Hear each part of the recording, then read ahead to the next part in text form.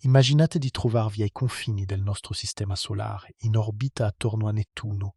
Davanti a voi il Sole, ma non è il nostro Sole familiare, quello che scalda la pelle e acceca lo sguardo. No, è un puntino fioco, così lontano e pallido che la sua luce non basterebbe nemmeno a leggere una pagina di libro. Ecco cosa c'è lassù.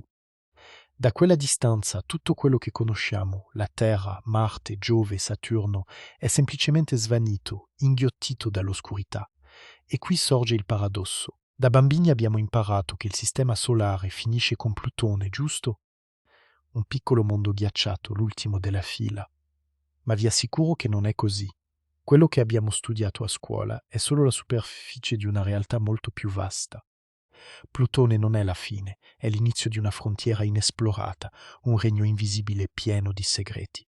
Allora, fermiamoci un istante e chiediamoci, cosa si nasconde davvero nel buio, molto oltre l'orbita di Nettuno? La scienza moderna, con i telescopi più potenti e i calcoli più raffinati, ha iniziato a trovare prove di qualcosa che non possiamo vedere a occhio nudo.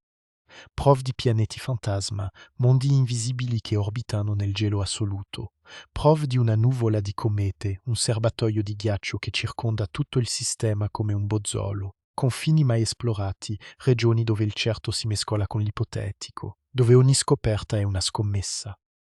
Noi, in questo documentario, partiremo da ciò che sappiamo per avventurarci fino ai limiti estremi del nostro vicinato cosmico, dove lo sconosciuto diventa il padrone di casa. Perché per molto tempo questa parte del sistema solare è stata considerata un deserto, un vuoto cosmico oltre l'orbita di Nettuno, dove la luce del Sole è così debole da sembrare un ricordo sbiadito. Ma la verità, amici miei, è che lo spazio oltre Nettuno è tutto tranne che vuoto. È un enorme cimitero ghiacciato, un magazzino di reliquie planetarie che ci raccontano la vera storia della formazione del nostro angolo di universo.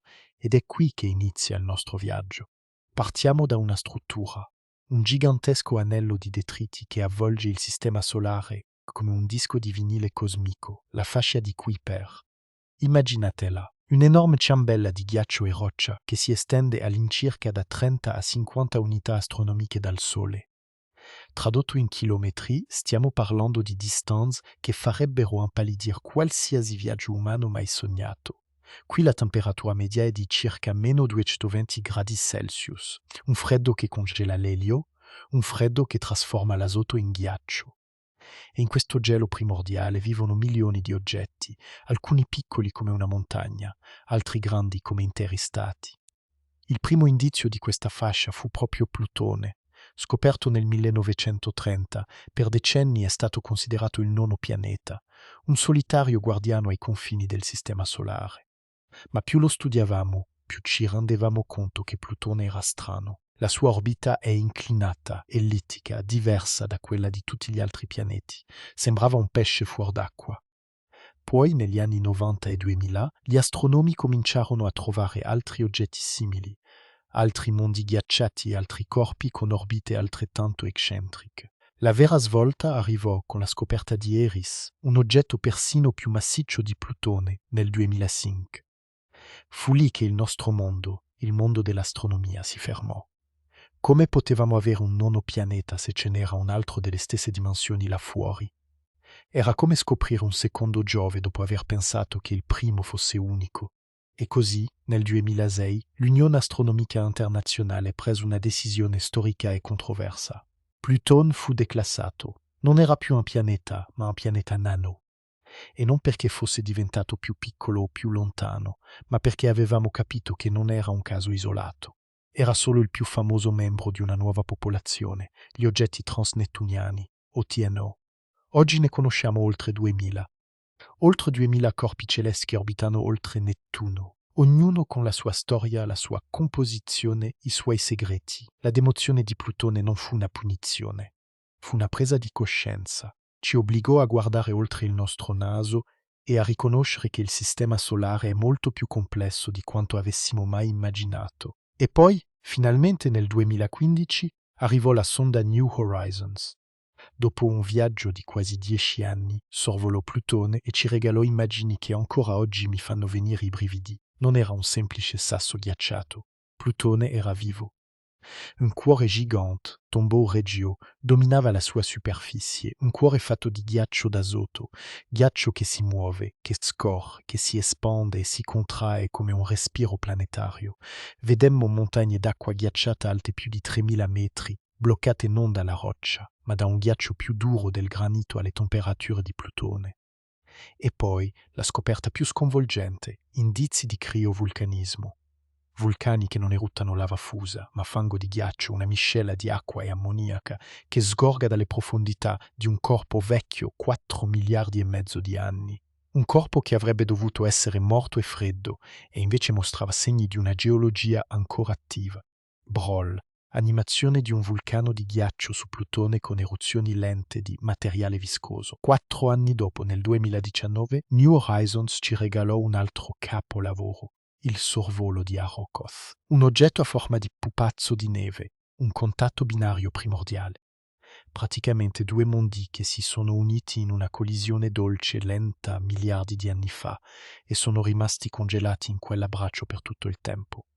Arrokoth è una capsula del tempo perfetta. Ci mostra come erano i mattoni orizzontali da cui si sono formati i pianeti. Broll, immagine ravvicinata di Arrokoth che ruota lentamente nello spazio, ma poi, mentre ci allontaniamo da Plutone e dalla fascia principale, succede qualcosa di strano. A circa 50 unità astronomiche, la densità di oggetti nella fascia di Kuiper crolla improvvisamente. È un muro. Un confinetto che gli astronomi chiamano Kuiper Cliff, la scogliera di Kuiper. Cosa c'è lì? Perché la fascia finisce così bruscamente? Le teorie sono tante, ma quella più affascinante, quella che accende l'immaginazione di ogni astrofisico, è che ci sia un pianeta, un mondo sconosciuto, forse delle dimensioni della Terra, che ha spazzato via quella regione con la sua gravità, radunando i detriti in un unico luogo o scagliandoli lontano. Broll, illustrazione di un pianeta nascosto nell'oscurità con una lona di detriti intorno e oltre questa scogliera si apre un'altra regione, il disco diffuso, una zona caotica che si estende fino a 1000 unità astronomiche. Qui non c'è più l'ordine della fascia principale. Le orbite sono stravaganti, inclinate, allungate all'inverosimile. È il regno di Eris, il mondo che ha cambiato la definizione di pianeta, ma anche di Sedna, un oggetto dal percorso così estremo che sembra quasi chiamare qualcuno dall'esterno.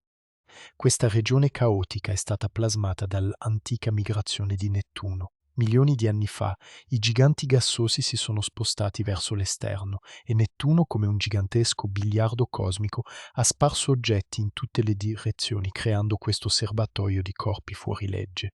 Broll, attivazione di Nettuno che interagisce gravitazionalmente con piccoli corpi ghiacciati, quindi, attenzione.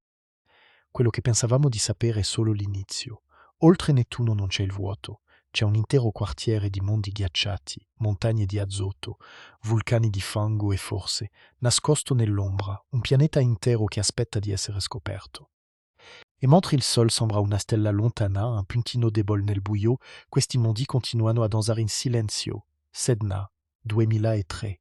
Mike Brown la stava cercando, come tanti altri, laggiù, nel buio freddo oltre Nettuno.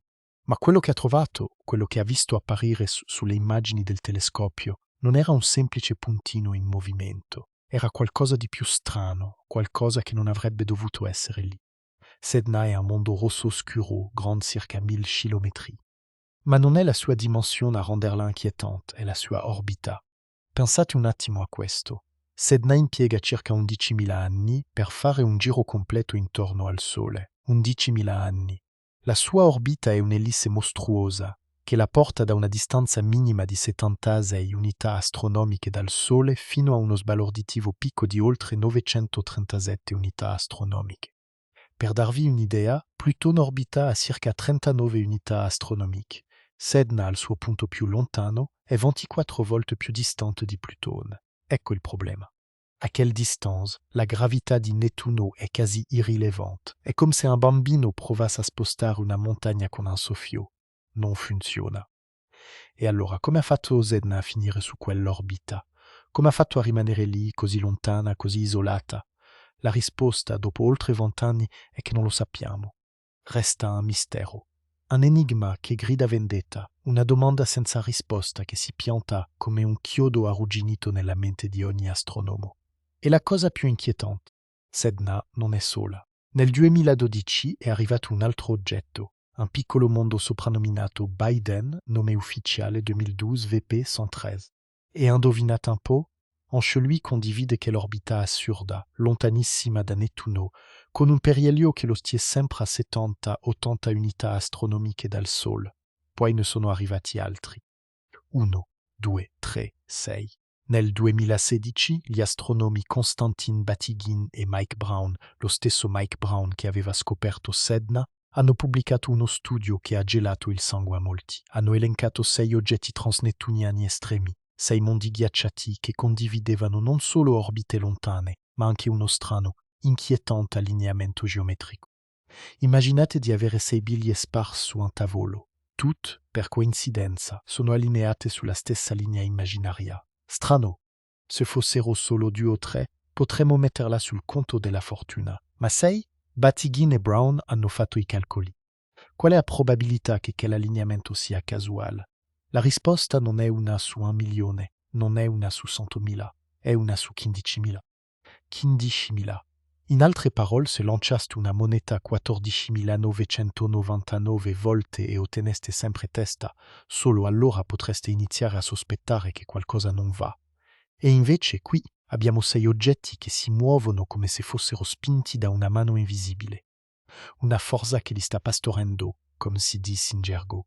Come un can pastor che raduna un gregge, qualcosa sta tenendo insieme queste orbite. Cosa?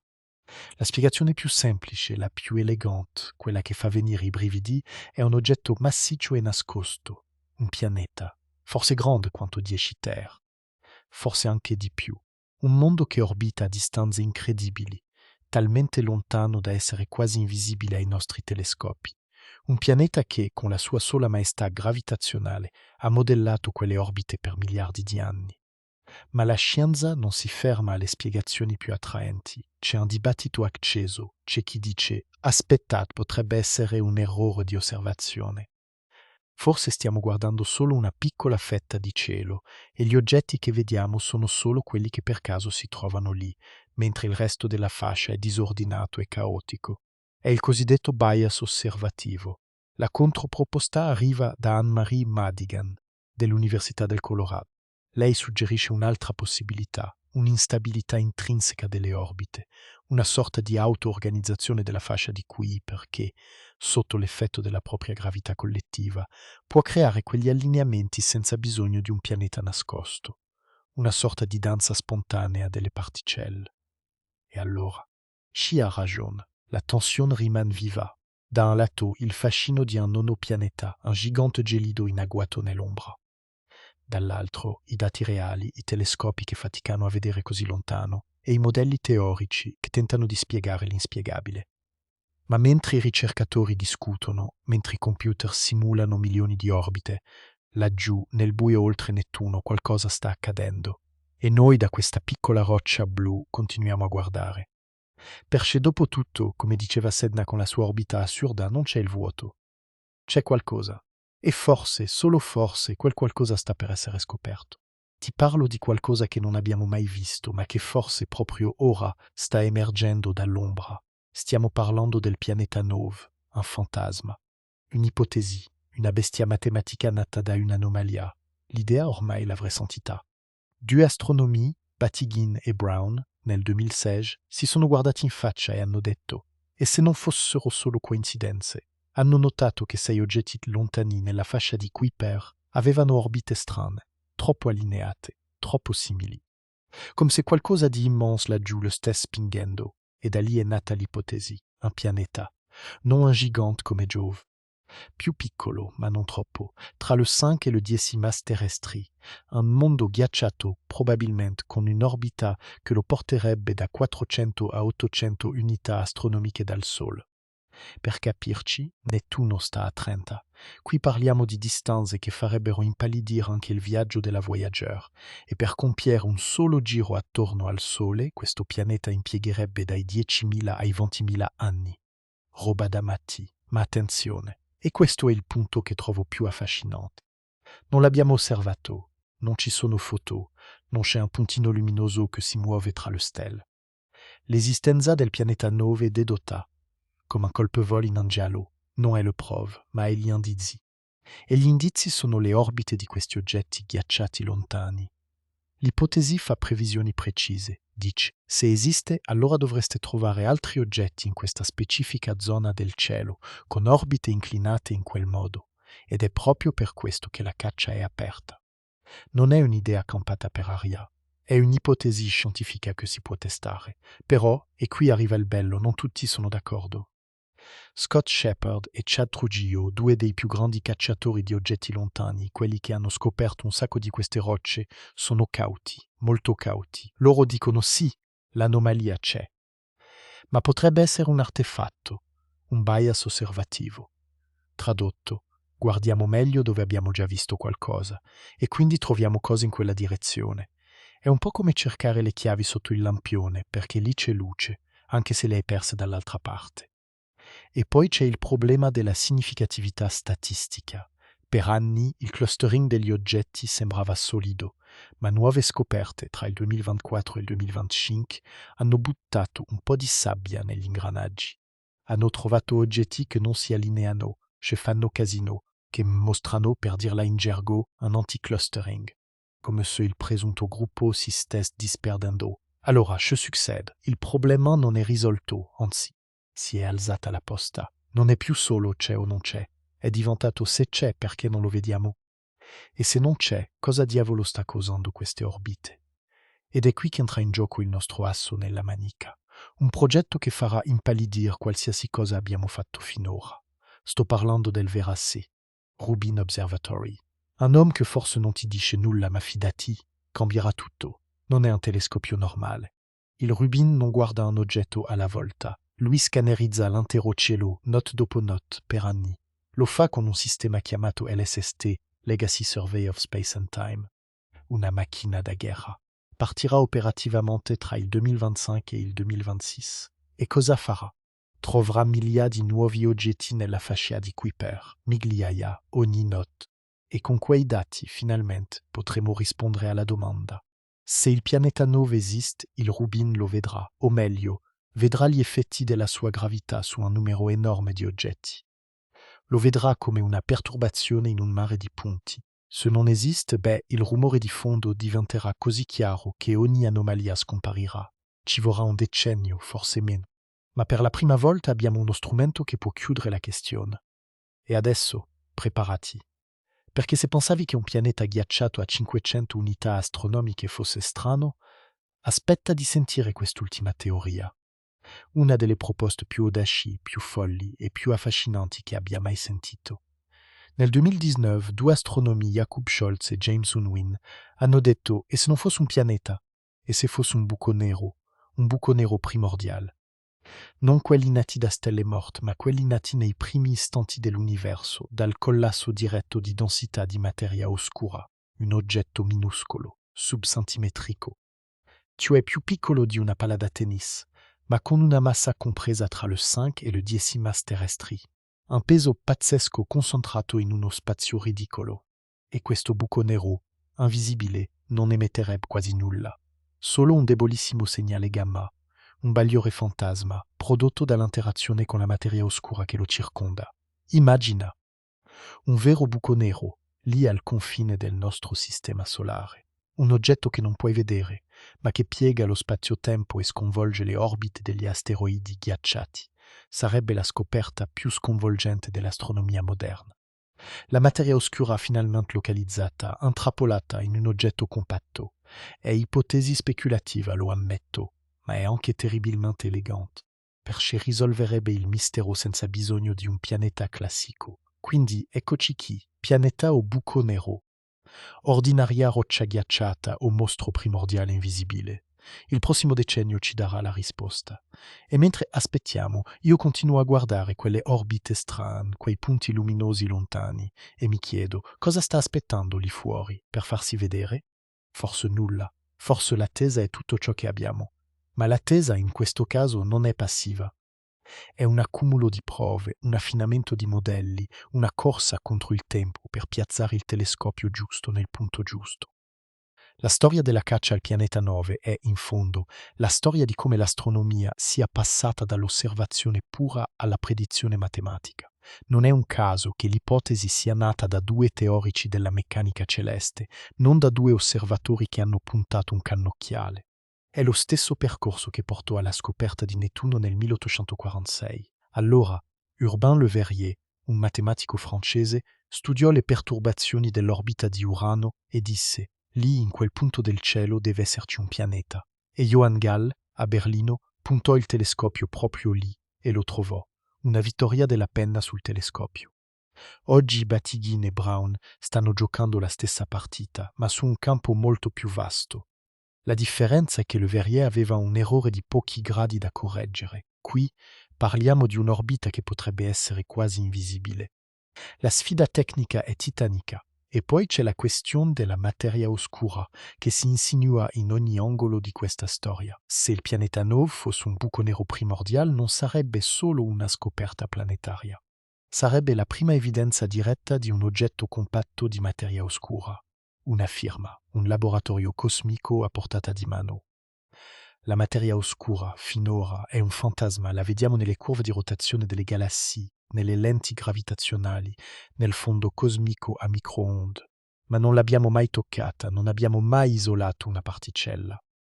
Un buco nero primordiale nel nostro cortile, invece, permetterebbe di studiare la materia oscura da vicino. Si potrebbero cercare lampi gamma periodici, piccole esplosioni di annichilazione. Si potrebbe testare se questi buchi neri sono davvero composti da materia oscura o se sono solo un residuo esotico del Big Bang. Ma attenzione, non è solo fisica, è anche una questione di filosofia della scienza. La comunità è divisa. C'è chi pensa che il pianeta 9 sia un'ipotesi troppo audace, quasi da fantascienza, e chi invece la considera l'unica spiegazione plausibile. Io, personalmente, trovo che la bellezza stia proprio in questa tensione. La scienza non progredisce quando tutti sono d'accordo. Progredisce quando le ipotesi vengono messe alla prova, quando i dati smentiscono le aspettative. E qui i dati stanno facendo esattamente questo, mettendo in crisi l'ipotesi. Qualche mese fa, un team guidato da Kevin Napier all'Università del Michigan ha rianalizzato le orbite di 14 oggetti transnettuniani e ha concluso che il clustering osservato non è statisticamente significativo. Hanno detto, potrebbe essere solo rumore, una doccia fredda. Ma Batygin e Brown hanno ribattuto, mostrando che se si includono oggetti più distanti il segnale torna. Il dibattito è infiammato. E mentre i teorici litigano sui modelli, gli osservatori corrono, il verrà se. Rubin Observatory non è ancora operativo al 100%, ma già si stanno sviluppando algoritmi per setacciare i suoi dati. L'LSST produrrà circa 20 terabyte di immagini ogni notte, una valanga. Ma tra quella valanga, qualcuno dovrà trovare un puntino che si muove impercettibilmente anno dopo anno. Sarà come cercare un ago in un pagliaio grande quanto la Via Lattea.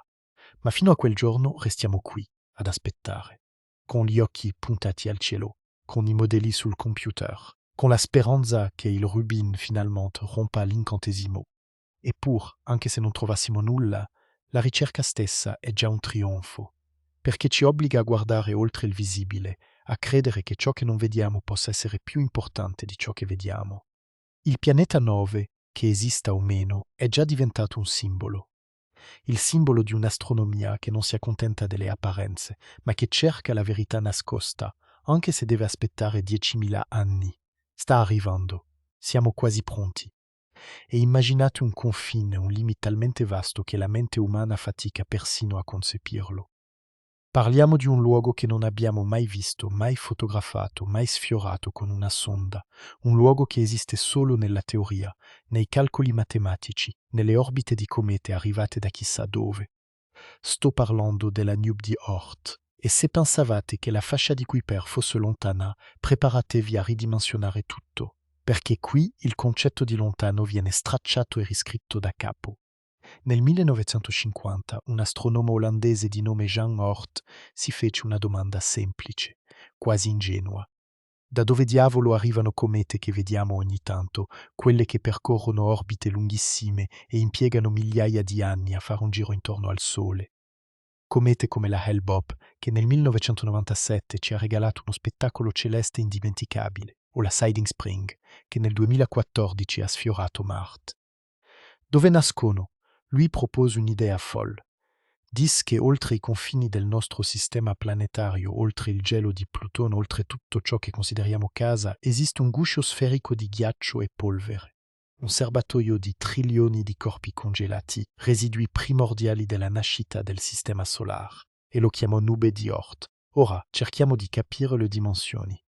La distanza tra la Terra e il Sol è un'unità astronomica, quella che chiamiamo UA.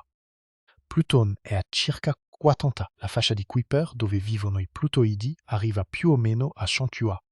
La nube di Oort inizia a 2000 UA e si estende fino a 100.000 UA.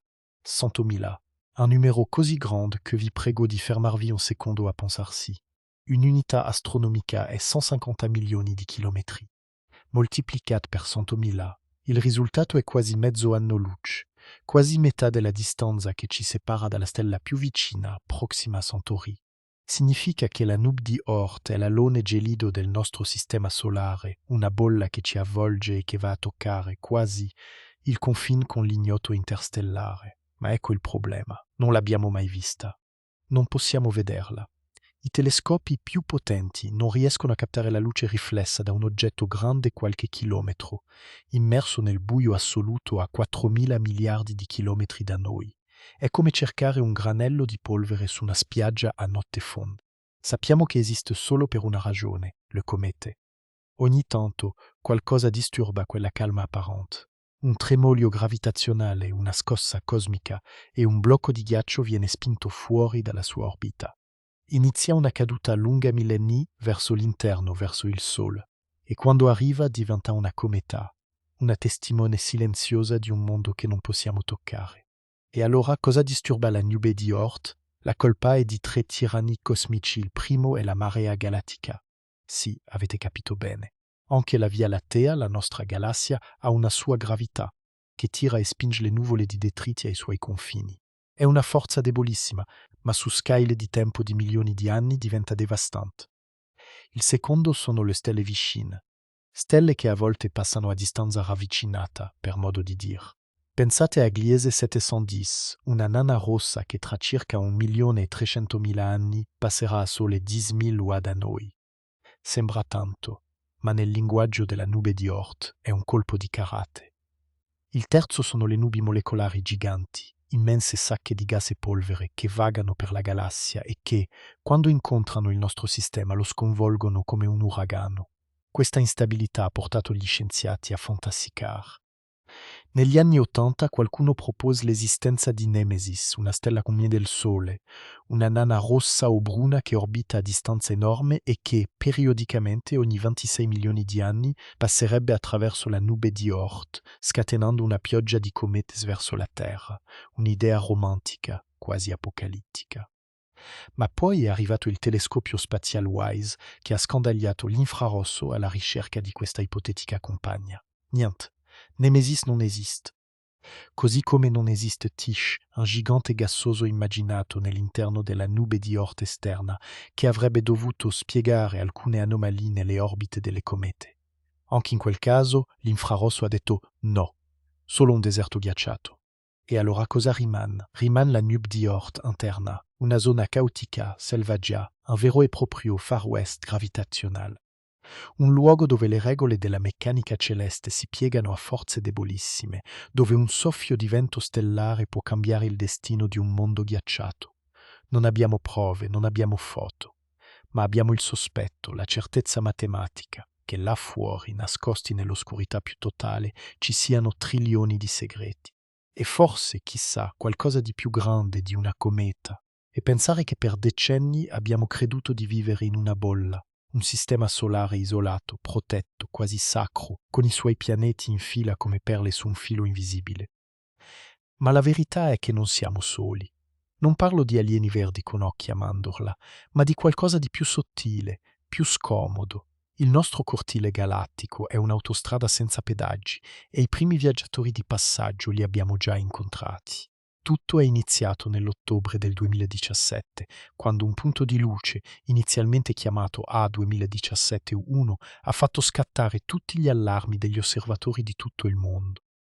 Quel punto, oggi noto come Nu'ir Oumuamua, che in hawaiano significa esplorator o messaggero da lontano che arriva per primo, non si comportava come nessun asteroide o cometa mai visto. La sua traiettoria era un'iperbole perfetta. Non era in orbita attorno al Sole. Stava semplicemente attraversando il sistema solare, come un viaggiatore di passaggio che entra in un bar, dà un'occhiata e prosegue senza fermarsi. E qui arrivano i veri problemi. Oumuamua non era un sasso qualunque. Gli scienziati hanno calcolato la sua forma dal modo in cui la sua luminosità variava mentre ruotava. Il risultato? Un oggetto allungato con un rapporto di aspetto di 10:1. Immaginate un sigaro cosmico, lungo come un grattacielo, ma largo come una macchina. Una forma che in natura non avevamo mai visto, almeno non nei nostri asteroidi. Ma la cosa che ha davvero mandato in tilt la comunità scientifica è stata la sua accelerazione. Mentre si allontanava dal Sole, Oumuamua ha accelerato, una piccola ma inconfondibile spinta extra non dovuta alla gravità solare.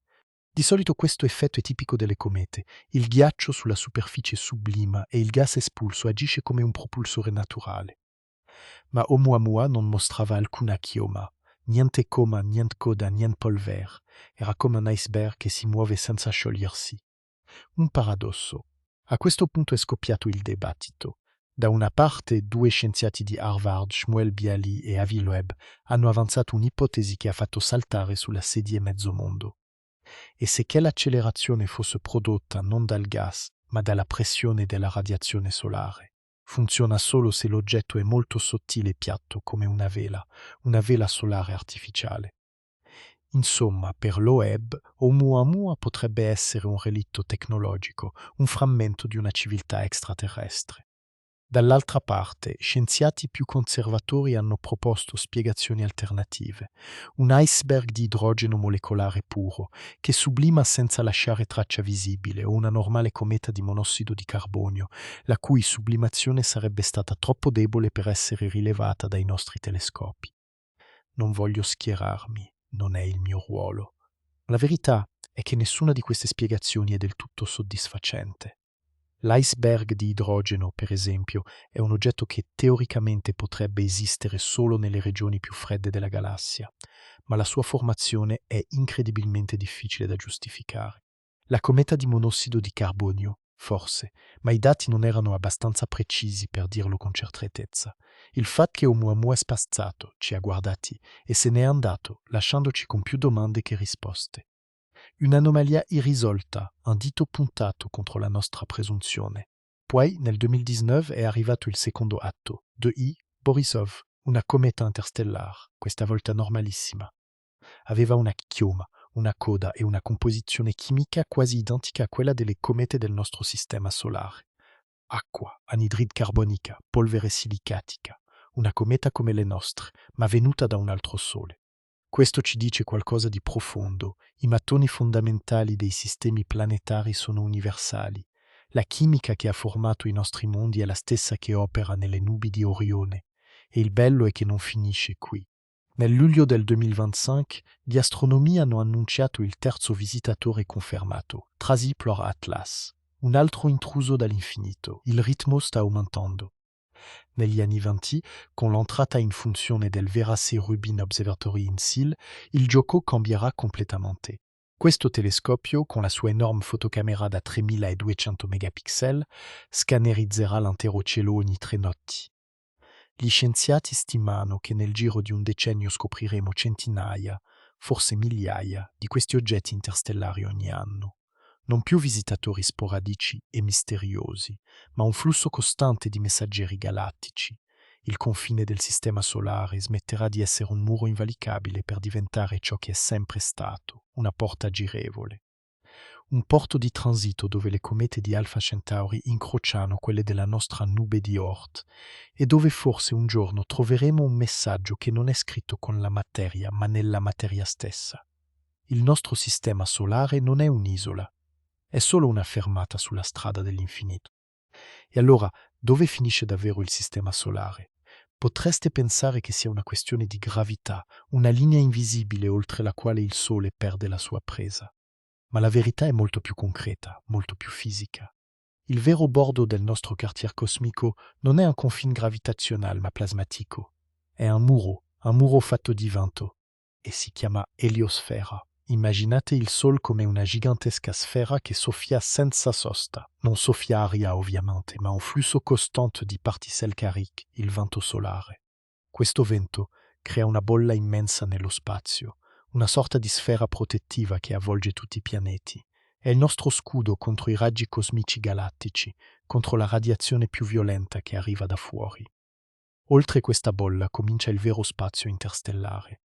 Ma come si fa a raggiungere quel confine? Ci hanno pensato due piccole astronavi lanciate negli anni 70, le figlie predilette dell'esplorazione spaziale. Voyager 1 e Voyager 2 hanno viaggiato per decenni, sfrecciando oltre Giove, Saturno, Urano e Nettuno, spinte verso l'ignoto. Il loro viaggio verso il bordo è iniziato molto prima che arrivassero al confine. Nel 2004, Voyager 1 ha incontrato il primo grande ostacolo, il Termination Shock. È il punto in cui il vento solare, dopo aver viaggiato per miliardi di chilometri, rallenta improvvisamente, si surriscalda e diventa turbolento. È come un'onda d'urto supersonica, ma fatta di plasma incandescente. Voyager 2 lo ha attraversato 3 anni dopo, nel 2007, e ci ha mostrato un mondo di caos. Poi è arrivata la parte più strana. La regione oltre lo shock si chiama Heliosheath, un mantello turbolento e confuso. Gli scienziati si aspettavano una transizione graduale, un flusso di particelle che si spegneva piano piano. Invece, le Voyager hanno scoperto qualcosa di assolutamente inaspettato. Bolle magnetiche giganti. Non bolle di sapone, ma enormi saccazze di campo magnetico che si gonfiano e si staccano come bollicine di champagne in un bicchiere. Un vero e proprio bagno di schiuma cosmica. La regione era molto più complessa e vivace di quanto chiunque avesse mai immaginato. E poi il momento culminant. Il 25 agosto del 2012, a 120 unità astronomiche dal Sol, Voyager 1 ha attraversato l'elioposa. Dritta, netta. Un muro invisibile che separa il plasma solare da quello interstellare. Era il primo oggetto umano nella storia a toccare lo spazio tra le stelle. 6 anni dopo, nel 2018, Voyager 2 l'ha seguita, ma a 119 unità astronomiche. Du son, du misure diverse, il confine non è simmetrico, non è una sfera liscia come una bolla di sapone perfetta. È deformato, schiacciato da qualche parte, rigonfio in altre, come un palloncino tenuto in mano da un gigante che lo stringe a tratti. E non è finita qui. La sonda New Horizons, quella che ci ha regalato le foto spettacolari di Plutone, ha fatto un'altra scoperta sbalorditiva nel 2018. Mentre viaggiava verso i confini esterni, ha rilevato un muro di idrogeno, un accumulo di atomi di idrogeno provenienti dallo spazio interstellare, che si scontrano con il vento solare e si illuminano di una luce tenue, quasi impercettibile. Un muro fatto di nulla, di gas rarefatto, che brilla come un fantasma al confine del nostro dominio. C'è ancora così tanto da capire. Perché l'eliosfera non è uniforme? Perché le due Voyager hanno visto due confini diversi? Per rispondere a queste domande, nel 2025 è stata lanciata una nuova missione, l'IMAP, la Interstellar Mapping and Acceleration Probe, un satellite che mapperà ad alta risoluzione questo confine ancora misterioso, catturando le particelle che arrivano da fuori e quelle che se ne vanno. Un occhio nuovo, puntato su quel muro di vento e di luce. La nostra bolla non è chiusa, è porosa, viva e respira con l'universo. E pensare che tutto questo, questa gigantesca bolla di calore e gas in cui viviamo, non è ferma. No, il nostro sistema solare sta sfrecciando nello spazio come una nave in un oceano cosmico ed è immerso in qualcosa di ancora più vasto. Immagina di nuotare in un fiume di vento stellare, un fiume invisibile fatto di particelle calde ionizzate. Si chiama Nube Interstellar Local o LIC, con una sigla che sembra quasi il nome di un personaggio di un film di fantascienza. Ma è reale. Siamo dentro questa nube da almeno 60.000 anni, forse anche 150.000. È un tempo che per noi è impossibile da comprendere, ma per il cosmo è un battito di ciglia. E non è tutto. Questa nube non è sola. Tutto il nostro quartiere galattico è avvolto in qualcosa di ancora più grande, la local bubble. Una cavità immensa, un vuoto di circa 1000 anni luce, scavato non da un fiume ma da esplosioni. Esplosioni di supernovae, stelle morte milioni di anni fa, che hanno spazzato via il gas interstellare, creando questa gigantesca bolla dove ora galleggiamo. È come se vivessimo dentro una bolla di sapone cosmica, le cui pareti sono state soffiate da esplosioni stellari. E questa bolla non è un isolamento, anzi. Il confine del nostro sistema solare, quel muro di cui abbiamo parlato, non è affatto una barriera netta. Pensa a Proxima Centauri, la stella più vicina a noi, a poco più di 4 anni luce di distanza. Quella distanza che a noi sembra inimmaginabile, per la Via Lattea è un soffio. Hai mai pensato che le loro nubi di Oort, quel gigantesco guscio di ghiaccio e rocce che circonda ogni stella, potrebbero letteralmente toccarsi? Sì, sovrapporsi, come due alberi vicini che intrecciano i rami. Questo significa che materiale cometario può passare da un sistema all'altro. Una cometa scagliata via da Proxima Centauri potrebbe, nel giro di migliaia di anni, arrivare nel nostro sistema, e viceversa. E se su quelle comete ci fossero forme di vita primitive, questa non è più fantascienza. Si chiama panspermia, l'idea che la vita possa viaggiare da un mondo all'altro aggrappata a un sasso. Improvvisamente il confine non è più un muro, diventa un ponte. E allora dove finisce il nostro sistema solare? La risposta è non lo sappiamo con precisione perché non esiste una linea di demarcazione. Non c'è un cartello che dice ora sei fuori. È una membrana permeabile, vibrante. Un'ora invisibile che ci collega al resto della galassia. E noi, creature curiose, abbiamo già mandato 2 ambasciatori oltre questa soglia, le sonde Voyager, partite negli anni 70 con una tecnologia che oggi sembra quella di un orologio a cucù, eppure stanno ancora lanciando messaggi da oltre l'eliopausa. I loro rilevatori sono sdanneggiati, alcuni strumenti non funzionano più. Ma continuano a parlare, mandano dati preziosi, rumorosi, frammentari come un vecchio marinaio che grida nella tempesta. E noi ascoltiamo. Perché ogni singolo bit di informazione che arriva da quelle 2 scatole di metallo è una finestra su un mondo che non abbiamo mai visto. Ma il futuro è già qui. Nuove missioni sono in arrivo. IMAP, l'Interstellar Mapping and Acceleration Probe, mapperà questo confine come mai prima d'ora. Ci darà una mappa, una vera e propria cartografia di quel muro di vento e di luce di cui parlavamo. E poi c'è Rubin, l'osservatorio Vera Rubin, che con il suo occhio immenso scruterà il cielo ogni notte, trovando oggetti che non sapevamo esistessero. Insieme ci daranno la prima immagine nitida di dove finiamo e dove inizia il resto. L'universo non è un insieme di isole separate, è un oceano dove tutto è connesso. Ogni stella, ogni pianeta, ogni cometa, e quel confine, quel muro non è una prigione, è una soglia. La nostra bolla non è chiusa, è porosa, viva e respira con l'universo, e noi da dentro stiamo appena cominciando a vedere cosa c'è dall'altra parte.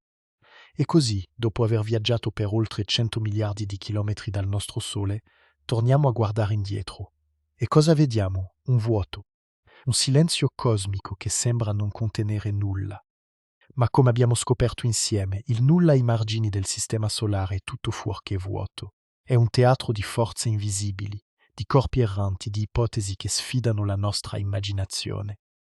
Abbiamo iniziato questo viaggio nella fascia di Kuiper, quel cimitero di ghiaccio oltre Nettuno, dove Plutone non è più un pianeta ma il re di un regno di nani.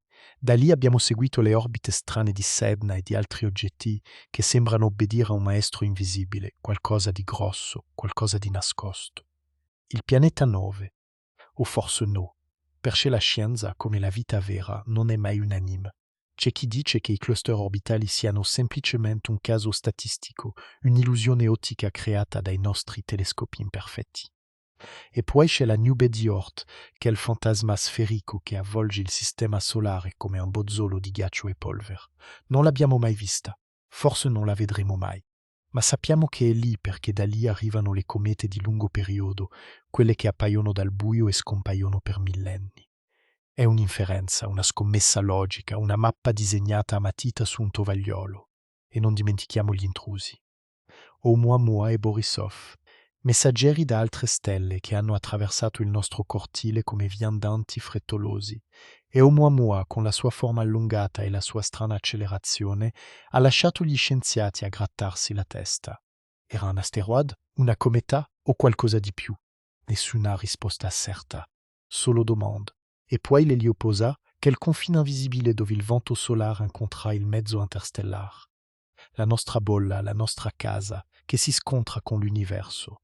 È lì che la Voyager 1 e 2 hanno varcato la soglia e i loro segnali diventano sempre più flebili. Ma quella non è la fine, è solo l'inizio di un mistero più grande. Ecco il punto. Il sistema solare esterno ha un problema di massa. I modelli matematici, come il famoso modello di Nizza, mostrano che qualcosa non torna. C'è massa mancante, roba che dovrebbe essere lì e che non riusciamo a trovare. Potrebbe essere un pianeta subnettuniano, nascosto nel disco diffuso, una regione caotica oltre la fascia di Kuiper. Un mondo delle dimensioni di Marte o della Terra freddo, scuro, che orbita a 500 unità astronomiche dal Sole. A quella distanza un pianeta di massa terrestre è praticamente invisibile, non riflette abbastanza luce solare. È un ago in un pagliaio cosmico. Per trovarlo dobbiamo usare metodi indiretti. L'astrometria, per esempio. Misurare con precisione millimetrica le traiettorie di altri oggetti e vedere se qualcosa li tira. Il clustering orbitale, che abbiamo già visto. E poi le lenti gravitazionali, la curvatura della luce stellare prodotta dalla massa di un oggetto nascosto. Roba da fisica teorica, ma funziona. La verità è che il sistema solare non è un sistema chiuso, non è un orologio perfetto con tutte le sue ruote dentate visibili. È una macchina dinamica, viva, in continua evoluzione. Ogni cometa che arriva dal profondo, ogni oggetto che sfugge ai nostri radar, ci ricorda che stiamo ancora mappando i confini di casa nostra. E allora, cosa c'è là fuori che non vedremo mai? Forse un intero corteo di mondi nani invisibili, che orbitano nel gelo assoluto. Forse un pianeta gigante, addormentato, che aspetta di essere scoperto. O forse solo polvere, ghiaccio e il silenzio eterno dello spazio interstellare. Ma c'è una lezione in tutto questo. Il vuoto che vediamo ai margini non è un vuoto sterile, è un ponte, è la porta tra il nostro piccolo angolo di galassia e il resto dell'universo. Ogni fotone che arriva da lontano, ogni particella di polvere cosmica che attraversa l'eliopausa è un messaggio. Il nulla che percepiamo è in realtà la parte più importante del nostro vicinato, è l'orlo del conosciuto. È dove il nostro sistema solare smette di essere un insieme di pianeti e diventa parte della Via Lattea. E noi, da dentro la nostra bolla blu, stiamo appena cominciando a capire cosa significa. Non abbiamo ancora la tecnologia per vedere tutto. Forse non l'avremo mai. Ma continuiamo a cercare, perché ogni volta che guardiamo nel vuoto, il vuoto guarda dentro di noi e ci chiede cosa c'è dopo. E così continuiamo a guardare. Da quando l'umanità ha alzato gli occhi al cielo, c'è sempre stato qualcosa oltre. Oltre il confine del conosciuto, oltre la luce delle stelle più vicine. E adesso, mentre telescopi come Hubble e il futuro Rubin Observatory spingono lo sguardo sempre più lontano, mentre la Voyager continua il suo viaggio solitario verso l'ignoto, noi restiamo qui, su questa piccola roccia blu, a chiederci cosa diavolo ci sia là fuori. Se questo confine invisibile, questo muro di buio e mistero ti affascina quanto affascina me, allora fai un passo in più. Iscriviti a This is Space e attiva quella dannata campanella, perché non ci fermeremo. Continueremo a guardare nel buio, notte dopo notte, finché non capiremo cosa si nasconde davvero. Non è solo curiosità, è una necessità. È il nostro modo di dire, non abbiamo paura dell'ignoto, lo vogliamo conoscere. E mentre l'ultima inquadratura mostra il sole che lentamente svanisce nel nulla, mentre la sua luce si perde tra ombre che non abbiamo ancora nome, pensa a questo. Ogni risposta che troviamo ci regala 10 nuove domande. E va bene così, perché il vero viaggio non è mai stato quello di arrivare, ma quello di cercare. Il confine è solo l'inizio.